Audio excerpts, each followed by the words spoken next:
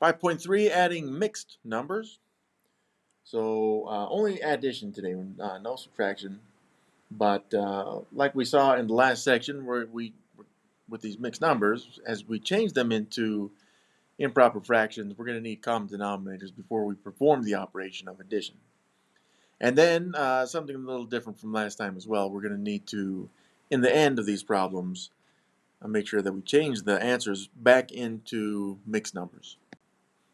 So, changing mixed numbers into improper fractions. Remember, we've seen this before with, it's not a very academic name, but cycle method here, right?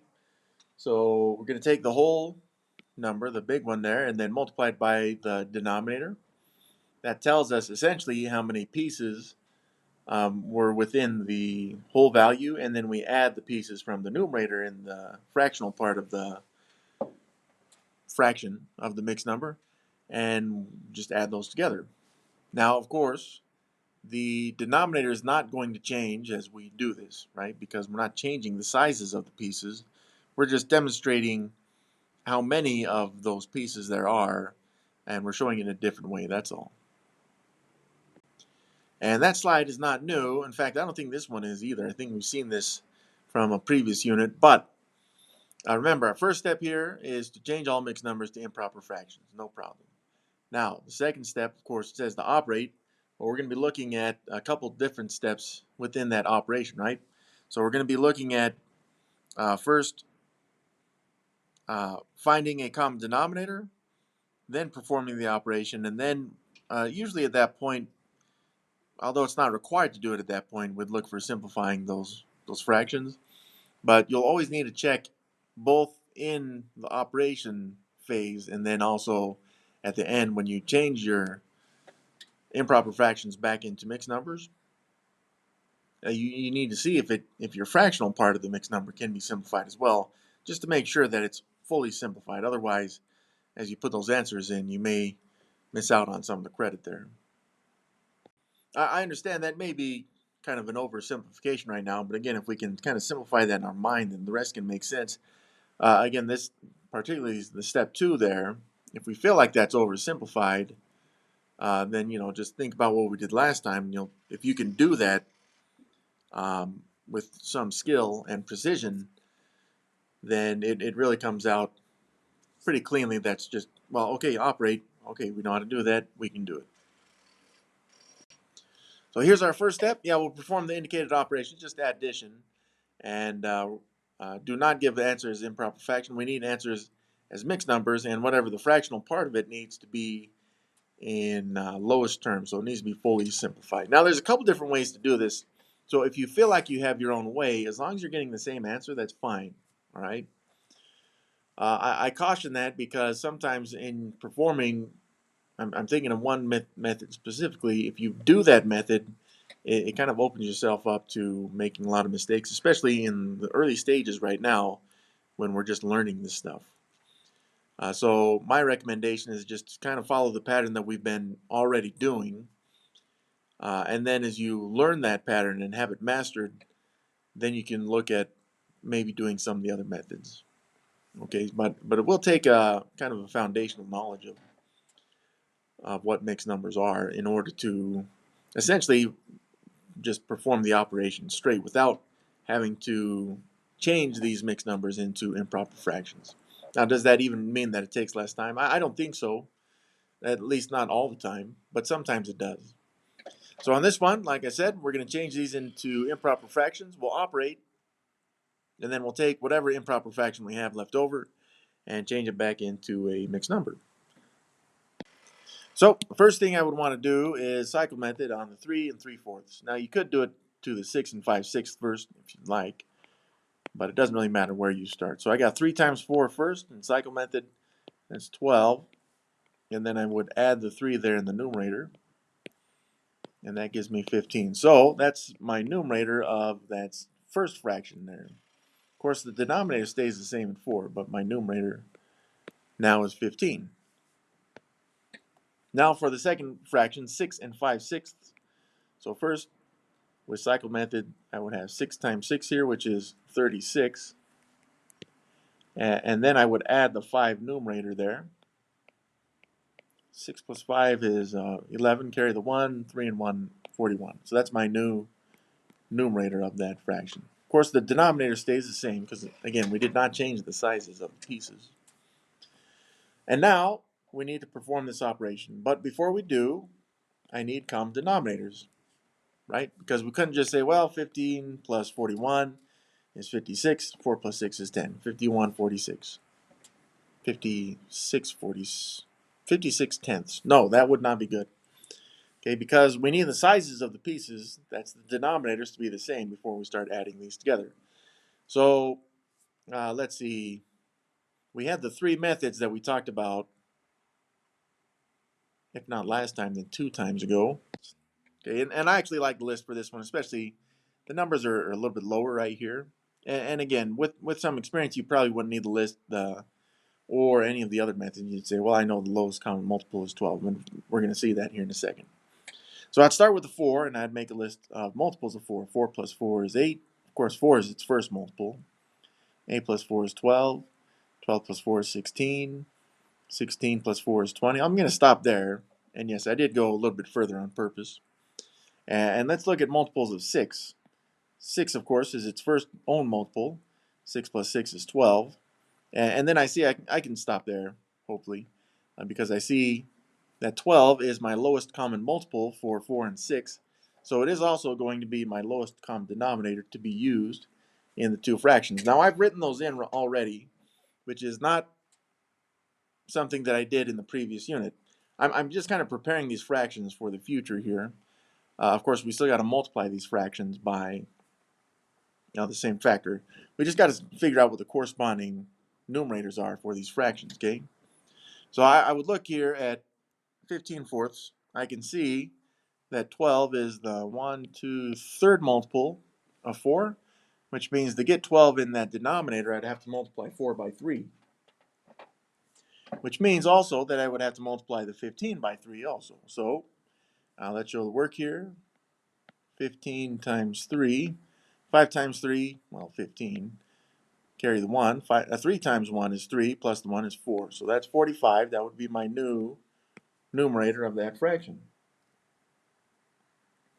And then I see 12 is the second multiple of 6. So I would have to multiply the 6 by 2 to get 12. And we can see there that while you can wait to write in those denominators, since we'd already found the common multiples, we can write those in right now if you want. Although it's not required, of course, that you do that as early as I did. But if I multiply the 6 by 2 in the denominator, I need to multiply the 41 numerator by 2 as well. So let's see what that is. 41 times 2, 2 times 1 is 2. 2 times 4 is 8, 82. So that is my new numerator right there. All right, now the denominators are the same. It's 12. And that's good. We need that denominator to be the same so that the pieces are the same size. Well, how many pieces did we have added together? 45 pieces from the first fraction and 82 from the second one. So I'm going to add those together. And again, it's not going to affect the denominator of 12. So now let's see what we get to add these. 45 plus 82. 5 plus 2 is 7. 4 plus 8 is 12. So 127. Now that's our improper fraction, like it said above. Not that it's shown anymore, but like it does say, we need these answers as mixed numbers. Now I would look to see if this can be simplified, and I see 12 is divisible by 2 and 3. 127 is not divisible by either one of those. So I know that actually should be fully simplified. Now we'll just double check in the end when we put this mixed number together, just to make sure that it is actually fully simplified. But to change an improper fraction into a mixed number, we need some long division. In fact, let me separate those numbers a little bit more in case we need it. So that's 127 divided by 12. And what do I get? Well, 12 won't go into 1, but it will go into 12 one time. 1 times 12 is 12. Subtract that out. Now we'll zero that out, so I'm going to drop the 7 as well. 12 goes into 7 0 times, which means that 7 is the remainder. So in our mixed number, our quotient there, 10, that's the whole number of the mixed number. The remainder, 7, is the numerator. And again, the denominator stays the same as 12. And what do we get? Let's just check the 7/12 to make sure it's fully simplified. 7 is not divisible by 2 or 3 either, or 4, or 6. So this is just, it's just fully simplified as is right there.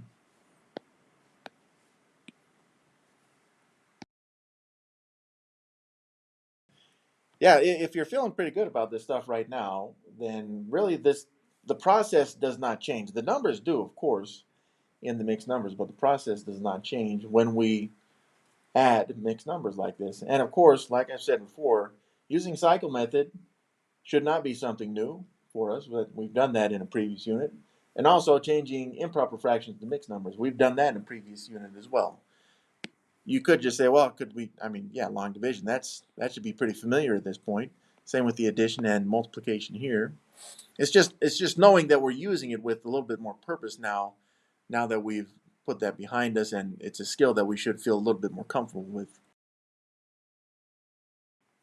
Again, we are adding these, and our final answer just needs to be a mixed number, not an improper fraction. So as we change these into improper fractions, we just need to remember that at the end. And of course, this is always a good reminder that it's given to us here. So once again, we're going to start with some cycle method on this. I would start with 5 and 5, 6. So again, as we do this, we're going to end up with two fractions. They're improper fractions. So I can set up my addition like this. And I think I've said this before. I just want to make sure that everyone knows this. These are fraction lines right here. And of course, we got our addition sign right there. So cycle method. I'll take the whole number, multiply it by the denominator. So that's 5 times 6, which I know is 30. And then I would add the 5 there at the top, the numerator, which makes 35. So that's my new numerator, 35. Once again, the denominator stays the same as 6. Then we got 7 and 4 sevenths. So I'm gonna have to multiply the 7 and 7 there. 7 times 7, which is 49. And then I'd add the 4 there, the numerator. 9 plus 4 is 13, carry the 1. 1 and 4 is 5, 53. So that would make this 53 sevenths. 35 sixths plus 53 sevenths. Assuming I didn't make any mistakes. And it looks like we're pretty good there. Now again, we need to add these. But in adding these, we're going to need common denominators. So again, I'm going to have to set this up with two fractions once again. But this time, we need the denominators to be the same so that we can add the numerators. So last time we did, on that last problem, we did a list of multiples. All right, and again, I do like that method as well.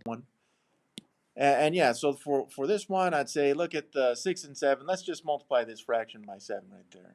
Okay, so that's just multiplying each fraction by the other denominator. And again, 6 times 7, that's going to be 42, which means that, and I'm not going to write it in this time, although you could, which means that this denominator, when we figure it out, it should be 42, and it should force itself to be 42 as we multiply the denominators by each other. But what's that numerator that corresponds with it? Let's see, 35 times 7. So 7 times 5, that's 35. So carry the 3. 7 times 3 is 21, but plus the 3 there would make that 24. So in the numerator there, 245. It's kind of a big number. No, that's not really a problem, okay? And then in the other denominator, again, that'd be 7 times 6, which is actually 42. So I know that's going to be 42. It should be 42, just like it was planned to be. But if I do it to the denominator, I must also do it to the numerator. So that would make 53 times 6. So 6 times 3 is 18, carry the 1. 6 times 5 is 30, but plus the 1 there makes that 31. So that finalizes as 318. Now our denominators are the same, just as we wanted, which allows us then to add the numerators. So we're going to combine these as one fraction there, and the denominator is 42, just like it should be. And then we are still performing addition here.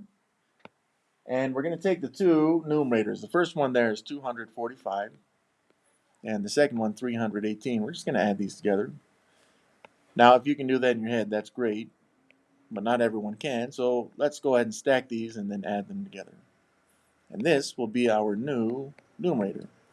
So 5 plus 8 is 13, carry the 1. 1 plus 4 is 5, plus the other one, there's 6 in the tens place value. And then the hundreds place value, 2 plus 3 is 5. So that numerator there, our new numerator, will be 563 over 42. Well, let's see, 563 in the numerator. Can this be simplified? Well, 42 is divisible by 7, and without going into too much detail, you'd have to check kind of if you don't have that down, but I know 56 is divisible by 7, but 3 is not, so I know 563 is not divisible by 7. Let's see, is it divisible by 3? No, it is not, although 42 is. So 563 can't be divisible by 3 either. Is it divisible by 6? Well, no, it's not divisible by 2 or 3. It's not divisible by 7. 42 is not divisible by 13, 11, or any of those other weird numbers. So that means that should be fully simplified. Now, as we change this into a mixed number, it should become just a little bit more clear that it is not simplifiable. But let's go ahead and change it into a mixed number and just check first. So again, I'm setting up my mixed number there on the far right, top right. Let's go and perform the long division on this. Okay, so that's 563, and we're going to divide this by 42. Now, while some people have their 42 multiplication tables down very well, I do not. So I'm going to list multiples of 42. I'll do this in a kind of on the right side here. 42, that'd be our first multiple. Again, I'll put a check mark there. Plus a 42, that'd be 84. It's my second multiple. Plus another 42. Let's see, 4 and 2 is 6. 8 and 4 is 12. So there's my third multiple. Let's add another 42 here. 6 plus 2 is 8. 2 plus 4 is 6. 168. There's our fourth multiple. Let's do one more and see if that's good enough. Yeah, it might be. Let's find out. So plus another 42. 8 plus 2 is 10. Carry the 1. 1 plus 6 is 7. Plus 4 is 11. So it looks like we'd get 210 as our fifth multiple. And again, I'm just putting check marks next to those so I know which ones are the multiples. So let's go back to the long division here. 42 will not go into 5, but it will go into 56. It appears one time. 1 times 42 is 42, so I would subtract that out. Now remember that the quotient here is going to be our whole number in the mixed number. So let's do the subtraction. 6 minus 2 is 4. 5 minus 4 is 1. And when I drop this 3, it makes 143. So in my list of multiples, the one lowest, next one lowest to that, 143, is 126. And that's the third multiple, which means that I would need a 3 here. So 3 times 42, again, I see that in my multiples list of 42. That will be 126. And when I subtract these, this will give me my remainder because we used up everything in the ones place value. So now 3 minus 6 there, we're going to have to borrow to make that 13. So 13 minus 6 is 7. 3 minus 2 is 1. Looks like we got 17 remainder. All right, so let's go back to the number, our mixed number. Our quotient is 13. So that's the whole value in the mixed number. And then the remainder was 17. And the denominator is 42. Well, 17 is prime. Is 42 a multiple of 17? It is not. So it looks like we were correct in our statement before, where 563 42 was actually fully simplified. Of course, we had to change it into a mixed number. But again, do be careful on that because some people would say, well, it's not simplified until it is a mixed number. That's only true if it asks for it. If it's more convenient to leave it as an improper fraction, feel free to do it. But to say one is more simplified than the other it isn't necessarily true. They're the same exact value. They're just shown in different ways. hopefully you're finding a little bit more confidence as we do a little bit more examples like this. Of course, we're going to change our answers to mixed numbers when we get to the end on these. All right, let's get this a little bit bigger. And once again, since we're just adding these together, I'm going to keep the addition, but we are changing these mixed numbers into improper fractions first. So let's do that. I'll start with the 4 and 8 ninths. So cycle method on 4 and 8 ninths. Of course, I'd start by taking the whole number, multiplying the numerator. 4 times 9 is 36. And then the cycle would show that I'd add the 8 right there. So 6 plus 8 is 14. Carry the 1. 1 and 3 is 4. 44. So that's my numerator there of that fraction. 44, and again, the denominator stays the same as the 9. What about the 7 and 5 ninths right there? Well, 7 times 9 first, the cycle method, 63. And then finishing off the cycle means we'd add the 5, which makes that 68. So the second fraction has a numerator there of 68, and the denominator stays the same at 9. Now, where on those previous two problems we had to change the denominators so that they matched, this one shows that the denominators are already the same. So we can just operate directly now that the denominators are the same with a denominator of 9 like this. So we are adding these together. The first numerator there, 44, and the second numerator there, 68. Just need to add those two together. Let's see what those are. 44 plus 68. What do we get? 4 plus 8 is 12. Carry the 1. 1 plus 4 is 5. Plus 6 is 11. So that's 112. And again, our denominator will stay the same as 9. But our numerator there is the sum we found there, 112. Now, if I had pre-planned this, I would have saved a little bit more space for me, but I didn't. So we're going to need a little bit more space there.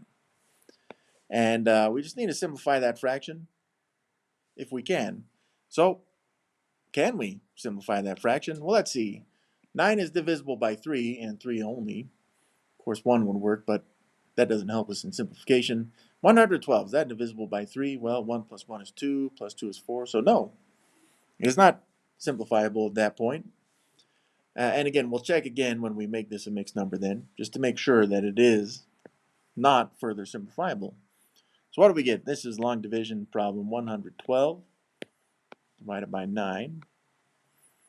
And what do we get? 9 won't go into 1, but it will go into 11 once. 1 times 9 is 9. Subtract that out. 11 minus 9 is 2. Grab this other 2 to make that 22. 9 goes into 22 2 times. 2 times 9 is 18. When we subtract, we'll get our remainder.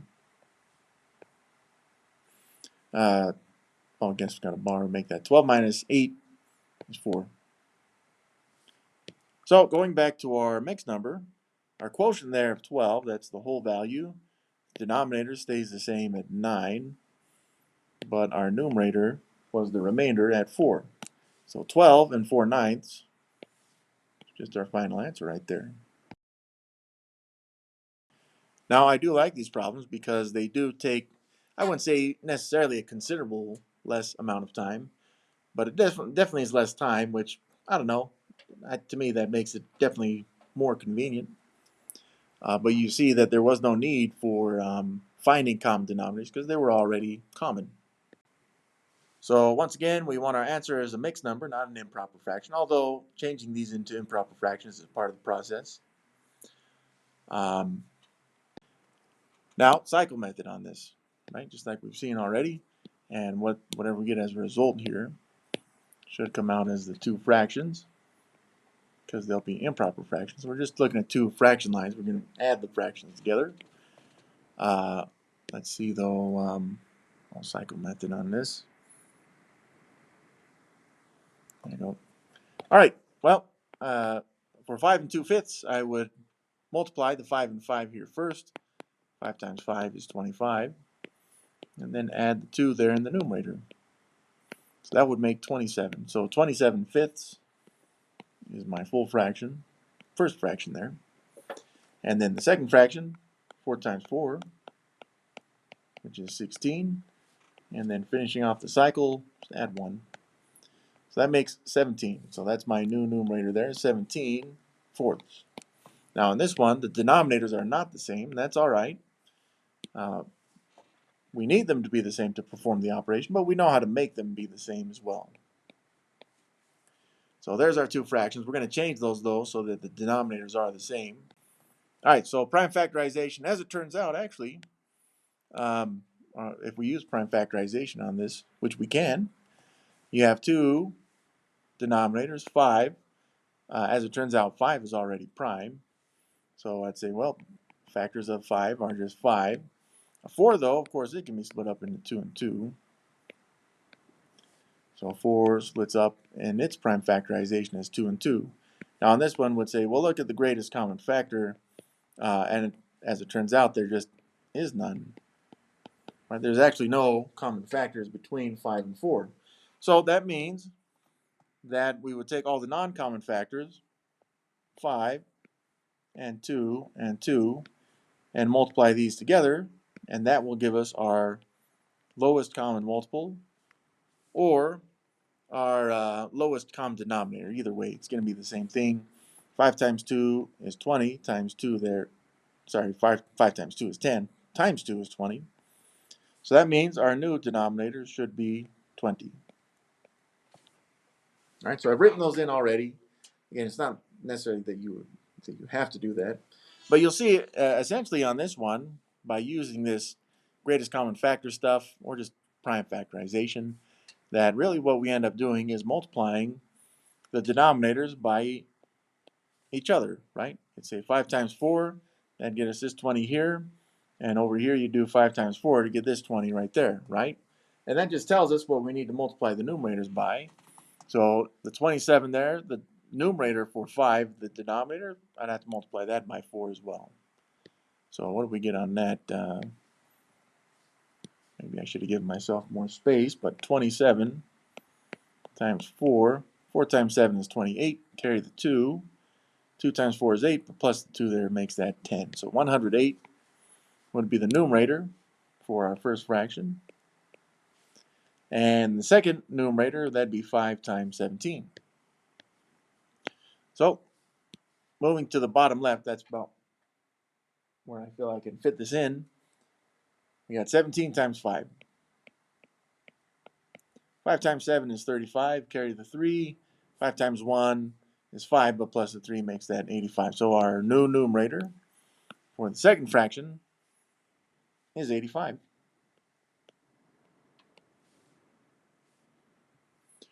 All right, so there's our two fractions, and we do have common denominators now, which will allow us to add the numerators. All right, so we got the common denominators. Let's go ahead and add those together. The numerators, specifically. The denominator is not going to change, right? It's still 20, and we are adding the numerators. What numerators do we have? We have 108 as the first numerator, and the second numerator there is 85. So we need to add these together. 108 plus the 85, and this will be my new numerator after we add them together. So 8 plus 5 is 13, carry the 1. 1 plus 0 plus 8 would be 9, and then drop the 1 there from the hundreds place value. So this ends up being still over 20, but my numerator, 193. Now 20 is divisible by 5. 193 is not, though. 20 is divisible by 2 and 4, but 193 is not either. So that looks like that's pretty well simplified for an improper fraction. Of course, we do want our final answer as a mixed number, which we can do. I think I can fit that in there. Let's find out. Let's perform the division here. 193 divided by 20. Now, if you need multiples of 20 there on the side, you're welcome to do it. In fact, what the heck, I'll do it. 20, now I know everything's just going to end with zeros because the ones place value. So I'd say 2, 4, 6, 8, 10, 12, need some more, I think. 14, 16, 18. Oh, we're going to need all 10 of them. No, we shouldn't. Okay, so there's the 10 multiples. Again, you only really need to go to the first 10 multiples of any number on this. But I see 20 will not go into 1. It actually won't go into 19 either. So I'm looking at the full 193 on this. And yeah, so we needed the 9th multiple there. 9 right here. 9 times 20, that'd be the 180. So when I subtract, 3 minus 0 is 3, 9 minus 8 is 1. So that's my remainder of 13. And that allows me then to write this in as a mixed number. The quotient is 9. The remainder is 13. And the denominator stays the same. So again, we're just checking here at the end. Could 13/20ths be simplified? The 9 should be solid, but the 13/20ths, yeah, that's fully simplified already.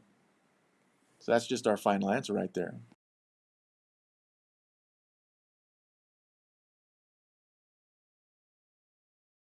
And once again, we're going to write the answer as a mixed number, not an improper fraction. All right, 7 1/2 plus 5 3/4. Let's go ahead and change these first into improper fractions. And we'll start with the 7 1/2. Now, for me, I just always start with the number on the left. You don't have to. You can start with the 1 on the right if you'd like.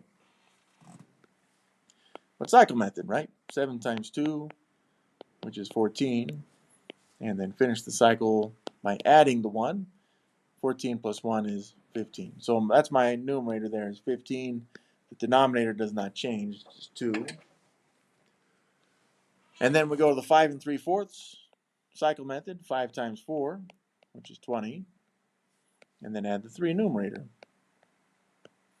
which makes 23.